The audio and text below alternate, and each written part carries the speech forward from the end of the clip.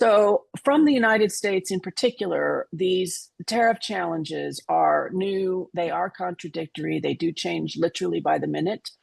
Donald Trump, the US president, is addicted to tariffs. He loves them, and he is not going to stop using them for as long as he sits in the Oval Office. So, if you're looking at US policy, I would say expect tariffs from now until he leaves office. And then once he leaves office, they don't go away. Once you've got that tariff revenue coming in, even though it's on the back of American companies and American consumers, basically acting as an indirect tax, that revenue is very attractive, and it's running at currently at $30 billion per month. And that is looking very attractive to a country that is highly indebted. And so I don't think even after Trump leaves that the US will revert to having a low tariff environment. So pre-Trump, just to give you some sense of what we're looking at, pre-Trump in December, tariffs into the United States were roughly 2%.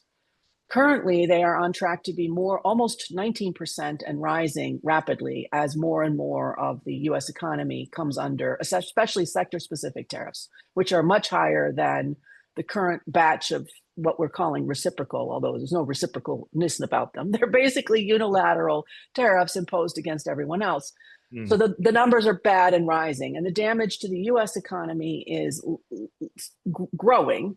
But just to be clear, because I get this question all the time, the damage to the US economy is perhaps not as striking as it would be if any other country tried to do this, because the US is relatively trade independent.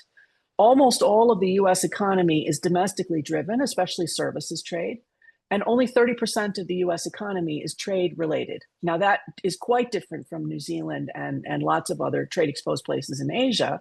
I mean, I sit in Singapore, where we have our trade to GDP ratio is actually 300%, not 30, 300%. So if the Singaporeans decided for whatever reason to do this nonsense, it would be catastrophic, and it would be catastrophic domestically in seconds. It wouldn't take any time at all.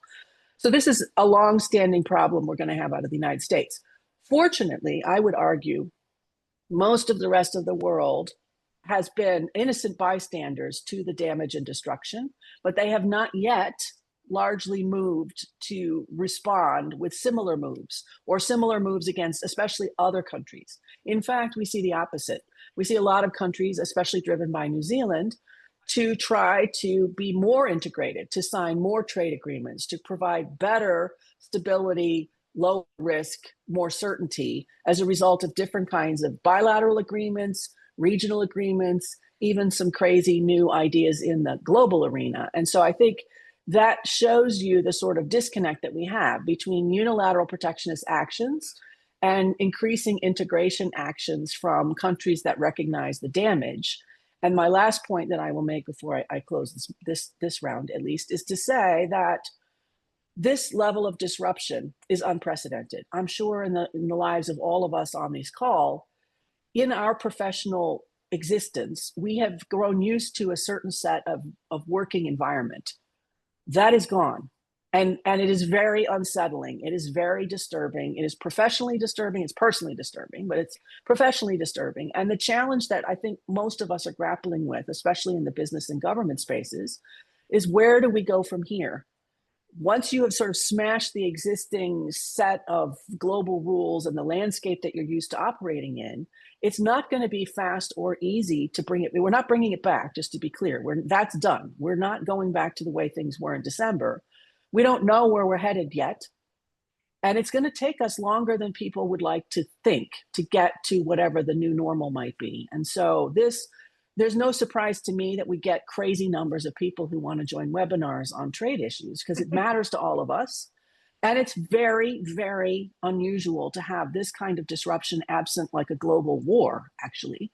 And so here we are 80 years later, trying to sort of slowly make our way through the rubble to figure out what does come after this. And so just as a reassurance to everybody on the call, it's bad. It's been bad. It will stay bad for quite some time. But there are some glimmers of hope out there. And the unsettled feeling that you've got is a sensible and natural reaction to the level of change. Mm.